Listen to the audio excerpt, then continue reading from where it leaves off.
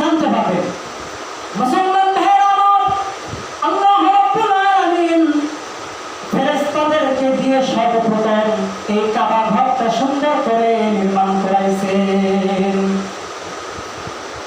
মুসলমান ভাইরা আমার, আপনার ঘর যখন আপনি মিস্ত্রি দিয়ে নির্মাণ করান, আপনার বিল্ডিং যখন আপনি মিস্ত্রি দিয়ে নির্মাণ করান, ওই ঘর কিন্তু 100 বছর পর, 150 বছর পর কিংবা 200 বছর পর ভেঙে যেতে পারে।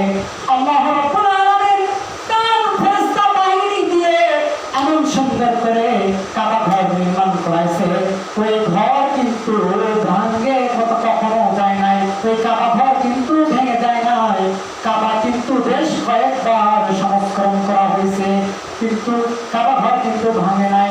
কিন্তু মুসলমান ভাইরা আমার, পৃথিবীর বুকে এমন ইতিহাস আছে, 100 বছরের বাড়ি, 150 বছরের বাড়ি, 50 বছরের বাড়ি ভূমিকম্পে ভেঙে একেবারে খান খান হয়ে গেছে। আল্লাহ রাব্বুল আলামিন ফেরেশতা মণ্ডলী দ্বারা প্রথমে কাবা ঘর সুন্দর করে তার ভিত্তি আল্লাহ রাব্বুল আলামিন একেবারে 7 তলা জমিনের মধ্যে ওই কাবার ভিত্তি, কাবার কয়েকটা দাবায় দিয়েছে।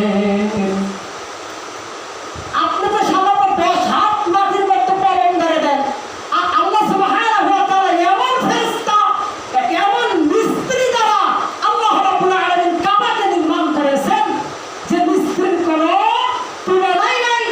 আপনার বাড়ির মিস্ত্রি সামান্য একটু কাজ করতে আসে, দুটিংবাজি করে, দেখবেন মিস্ত্রিকে যদি আপনি 10টার সময় আসতে, 9টার সময় আসতে বলেন, ওই মিস্ত্রিগুলো আসে 10টার সময়। আসার পর কাজে কর্মে ফাঁকিবাজি করে তারা মানুষের টাকাগুলোকে ধূলিসাৎ করে নিয়ে যাচ্ছে।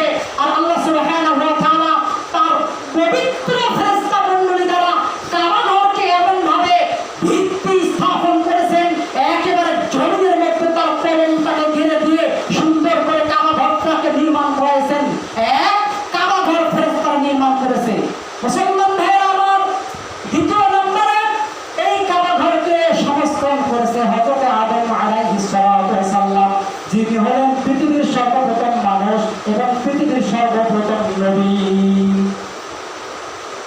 মুসলমান ভাইরা আমার, এই কাবা ঘরকে সংস্করণ করেছে, এই কাবা ঘরকে সংস্করণ করেছে তার ছেলে আদম বিন শীশ, শীশ বিনতে আদম, অর্থাৎ আদম আলাইহিস সালামের সন্তান শীশ এই কাবা ঘরকে সংস্করণ করেছে।